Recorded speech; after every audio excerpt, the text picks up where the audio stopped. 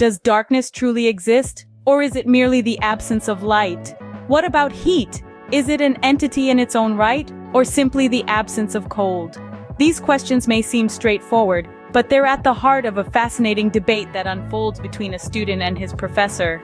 The student begins by questioning the very nature of darkness, suggesting it's merely the absence of light. The professor pushes back, arguing that the night sky is proof of darkness's existence. But the student holds his ground, insisting that when there is no light, we call it dark. He postulates that darkness cannot be intensified if there is no light at all. The professor, taken aback, asks for clarification.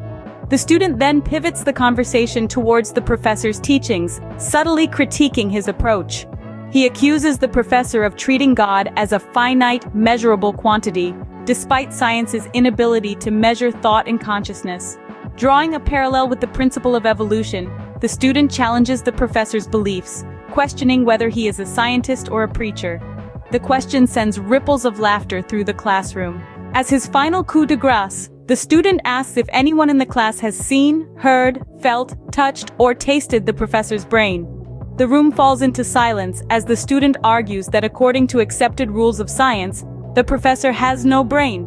He then asks how they can trust his lectures if he has no brain. The professor, now on the back foot, concedes that faith is required both in the existence of his brain and in the relationship between man and God.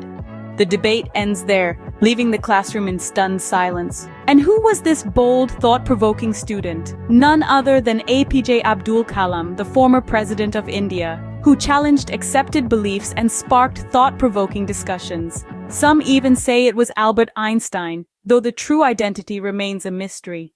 What we do know, however, is that this conversation serves as a reminder to question what we take for granted and to always keep an open mind.